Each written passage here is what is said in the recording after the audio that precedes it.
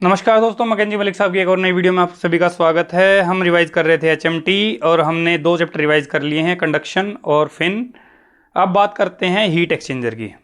ठीक है, heat exchanger क्या होता है? सबसे पहले नाम से समझ में आ रहा है, तो हीट को एक्सचेंज करके दूसरी जगह दे दे। ठीक है, एक जगह हॉट फ्लूइड फ्लो कर रहा है, एक जगह कोल्ड फ्लूइड फ्लो कर रहा है। हॉट फ्लूइड से हीट लेगा और कोल्ड फ्लूइड को दे देगा, उसका नाम है हीट एक्सचेंजर। ठीक है, डिटेल में जो है जब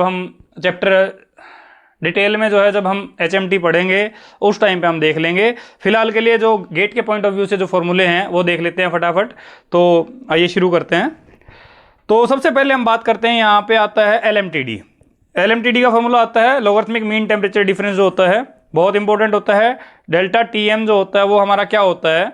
θ1 minus θ2 divided by ln θ1 by θ2।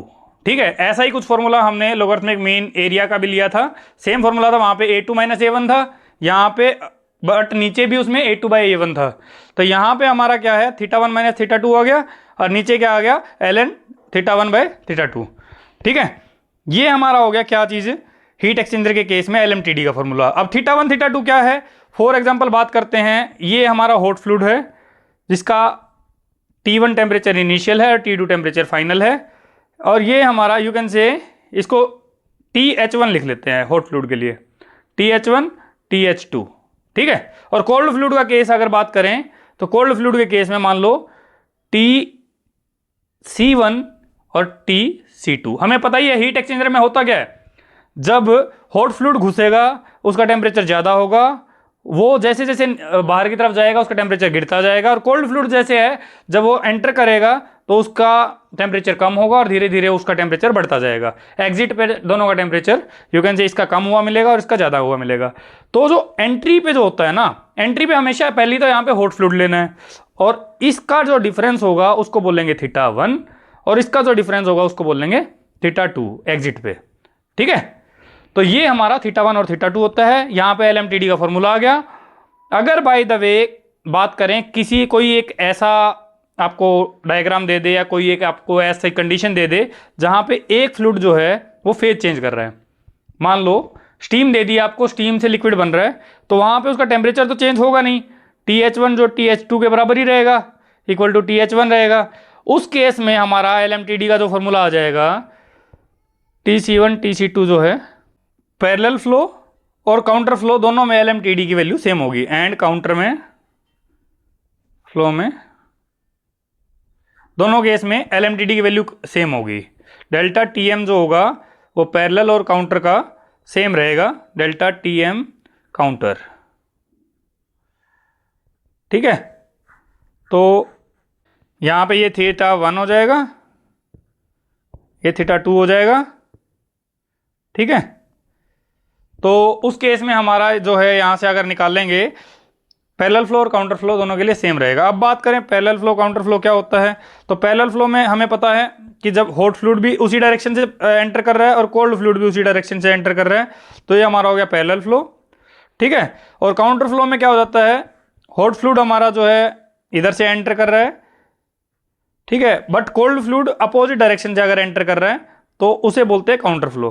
ठीक है, ये पैरेलल फ्लो होता है, ये काउंटर फ्लो होता है। एक क्रॉस फ्लो भी होता है जिसमें हमारा यू कैन से, अगर मान लो हॉट फ्लूइड इस डायरेक्शन से एंटर कर रहा है और कोल्ड फ्लूइड इस डायरेक्शन से एंटर कर रहा है, उसको क्रॉस फ्लो बोलते हैं। ठीक है, मेनली हमारे लिए जो इंपॉर्टेंट रहेंगे वो दोनों रहेंगे, पैरेलल फ्लो और काउंटर फ्लो, गेट के पॉइंट ऑफ व्यू से। ठीक है, एक चीज और इंपॉर्टेंट है हमारे पास, अगर हॉट फ्लूइड और कोल्ड फ्लूइड दोनों यू कैन से सेम है, अगर दोनों सेम है यानी कि दोनों के दोनों वाटर ही हैं, ठीक है, या कोई और चीज़ है, कोई भी और, अगर जिसमें स्पेसिफिक हीट की वैल्यू सेम आ रही है, उस केस में काउंटर फ्लो अगर हीट एक्सचेंजर है, इन काउंटर फ्लो उस केस में हमारा क्या होगा, जो एलएमटीडी की वैल्यू होगी वो होगी या तो θ1 या θ2। ठीक है, उसमें ग्राफ कैसा बनेगा, जैसे फॉर एग्जांपल ये रहेगा और ये रहेगा, ये पैरेलल लाइन होएंगी, तो यहां पे चाहे θ1 ले लो और चाहे θ2 ले लो, ये θ1 है और यहां पे θ2 है, ये हॉट हो जाएगा और ये कोल्ड हो जाएगा। उस केस में हमारा क्या होगा, ये दोनों के दोनों बराबर आएंगे, तो यानी कि चाहे यहाँ से ले लो चाहे यहाँ से ले लो, हमारा LMTD ये केवल काउंटर फ्लो के केस में है, इसको याद रखना हमेशा। ठीक है जी, ये इंपॉर्टेंट है। एक कई बार आ जाता है कि आपको डिज़ाइन करने के लिए आता है कि हीट एक्सचेंजर को डिज़ाइन करते हैं, उस केस में हमें एक एरिया का फॉर्मूला याद रख लेते हैं।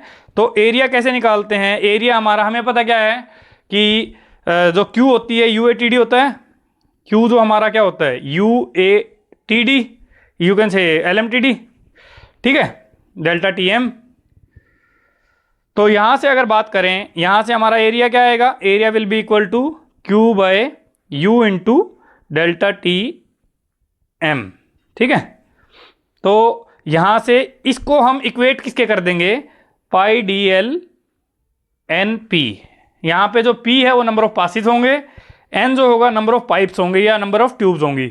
ठीक है, तो ये पासिस हो गए और ये हमारी ट्यूब हो गई, और जो यू कैन से D और AL है ये हमें पता ही है, उसका जो पाइप होंगी उनका डाया और लेंथ होगी।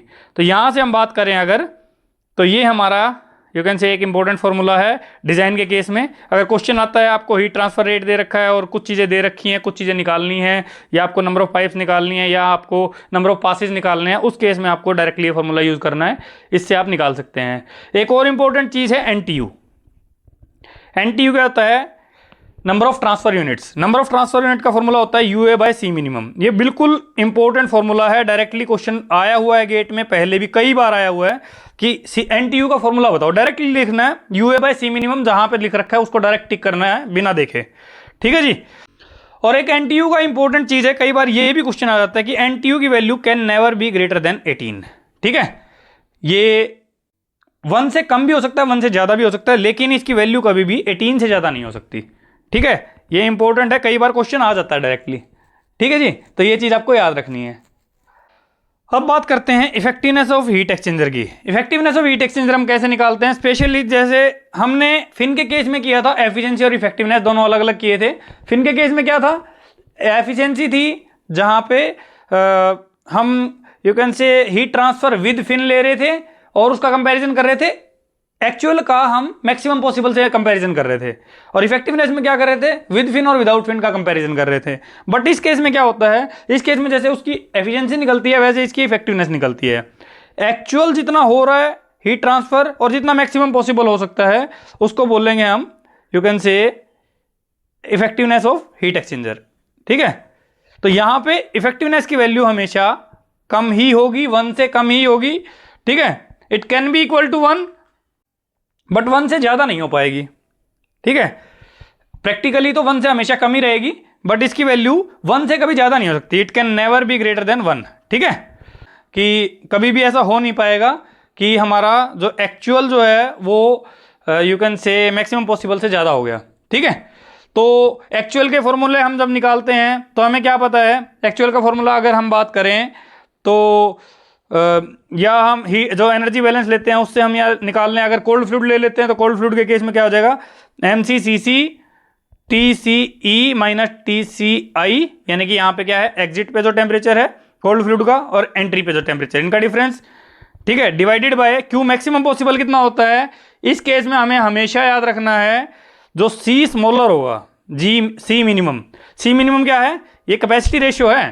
ठीक है, C मिनिमम क्या है, ये हमारा यू कैन से m डॉट C और CC और m डॉट HCH, इन दोनों में से जो मिनिमम वैल्यू होगी ना उसको ले लेंगे यहाँ पे हम C मिनिमम, और यहाँ पे क्या हो जाएगा TH initial minus TC initial. ठीक है, या फिर यू कैन से एंट्री पे जो होगा हमारा जो टेम्परेचर दोनों का उनका डिफरेंस, और ये यहाँ पे से हमारा आ जाएगा efficiency of heat exchanger, effectiveness of heat exchanger. ठीक है, तो ये आपका इफेक्टिवनेस ऑफ हीट एक्सचेंजर का फॉर्मूला है। अगर कोल्ड फ्लूइड के केस में लेंगे तो ऐसे ले लेंगे, हॉट फ्लूइड के केस में लेंगे तब भी हम सेम ये रखेंगे, क्योंकि ये दोनों बराबर होते हैं। हमें क्या पता है यहाँ पे m dot HCH into TH initial minus TH exit. ठीक है, एंट्री और एग्जिट का जो है ये दोनों की दोनों वैल्यू सेम होती हैं, तो आपको पता होना चाहिए ये वैल्यू रख दो या ये वैल्यू रख दो सेम आएगा। और यहाँ पे और तो आपको क्वेश्चन इजी करने के लिए क्या करना है, जो सी मिनिमम आ रहा हो ना उसकी वैल्यू ऊपर ले लो, ठीक है। अगर हॉट फ्लूइड का जो हमारा यू कैन से कैपेसिटी रेशियो जो है अगर ज़्यादा आ रहा है तो सॉरी कम आ रहा है तो उसको ले लो हॉट फ्लूइड को, अगर कोल्ड फ्लूइड का आ रहा है तो कम कोल्ड फ्लूइड को ले लो, उस अकॉर्डिंग आप करेंगे तो आपका इजीली हो जाएगा। अब बात करते हैं यू कैन से इफेक्टिवनेस और एनटीयू में क्या रिलेशन है। एनटीयू रिलेशन, इफेक्टिवनेस और एनटीयू रिलेशन अगर बात करें तो सबसे पहले बात करते हैं इफेक्टिवनेस की in case of parallel flow. Parallel flow में क्या होता है 1 minus e raise power minus N T U into 1 plus C divided by 1 plus C, ठीक है। तो ये हमारा होता है पैरेलल फ्लो के केस में, याद रखना आपको। सेकंड जो है यू कैन से काउंटर फ्लो के केस में अगर बात करें, काउंटर फ्लो के केस में, उस केस में क्या हो जाएगा 1 minus e raise power minus N T U into 1 minus c divided by same यही वैल्यू नीचे रखेंगे, बस उसमें एक चीज़ है और ऐड कर देंगे 1 minus C e raise power minus N T U into 1 minus C, ठीक है। तो ये हमारा आ जाएगा पैरेलल फ्लो और काउंटर फ्लो के केस में हीट एक्सचेंजर का फॉर्मूला इफेक्टिवनेस का, ठीक है। अगर बाय द वे यहाँ पे C की वैल्यू कभी जीरो होते हैं, इफ C इज जीरो, उस केस में हमारा क्या हो जाएगा, पैरेलल फ्लो के केस में अगर ध्यान से देखो यहाँ पे C की वैल्यू जीरो पुट करो तो यहाँ पे हमारा ये वाला वैल्यू 1 हो जाएगी और ये वैल्यू भी 1 हो जाएगी, तो हमारा केवल ये फैक्टर बचेगा। सेम इस केस में अगर बात करें ये वैल्यू जीरो हो जाएगी तो ये यहाँ पे हमारा यू कैन से ये वैल्यू 1 हो जाएगी और ये वैल्यू 1 होएगी, नीचे हमारा जो है C की वैल्यू जीरो होते ये पूरा फैक्टर 1 जो है जीरो हो जाएगा और टोटल वैल्यू हमारी ये हो जाएगी, दोनों की वैल्यू सेम हो जाएगी। तो इफेक्टिवनेस ऑफ हीट एक्सचेंजर जो है पैरेलल फ्लो और काउंटर फ्लो के केस में बराबर हो जाएगी, पैरेलल और काउंटर फ्लो के केस में बराबर हो जाएगी और वैल्यू कितनी आ जाएगी 1 minus e raise to power minus N T u, ठीक है। याद रखना है, बहुत इंपॉर्टेंट फॉर्मूला है, डायरेक्ट इन फॉर्मूला को यूज करके आप क्वेश्चन कर सकते हैं, ठीक है। तो ये हमारा हो गया। लेकिन अगर C की वैल्यू 1 दे दें, इफ C की वैल्यू 1 है तो उस केस में आप बात करो अगर, तो यहीं पे पुट करेंगे तो वहां से आपको समझ में आ जाएगा। पैरेलल फ्लो के केस में क्या आ जाएगा, यहां पे 1 रखेंगे तो ये 1 प्लस 1 2 हो जाएगा, तो 1 minus e raise power minus 2 n T u divided by 2, ठीक है। ये तो आ जाएगा पैरेलल फ्लो के केस में। बट काउंटर फ्लो के केस में क्या है, यहां पे 1 रखेंगे तो 1 माइनस 1 जीरो हो जाएगा, ई रेज पावर जीरो, और ये यहां पे भी हमारा ई रेज पावर जीरो हो जाएगा, तो ये कैलकुलेशन नहीं हो पाएगी। यहां पे हमारा क्या हो जाएगा, इफेक्टिवनेस की वैल्यू क्या आएगी, इफेक्टिवनेस ऑफ काउंटर फ्लो क्या आएगी। काउंटर फ्लो का फॉर्मूला आपको याद रखना है n T u divide by 1 plus n T u. ये कैसे आया उसके लिए हम बाद में बात करेंगे, फिलहाल आपको याद रखना है directly n T u divide by 1 plus n T u, ठीक है। यहाँ से आप you can say heat exchanger जो हमारा टॉपिक है उसके सारे इंपॉर्टेंट फॉर्मूले हमने कर लिए हैं, ठीक है। यहाँ पे हमारा हीट एक्सचेंजर का टॉपिक कंप्लीट हो गया, ठीक है जी, थैंक यू।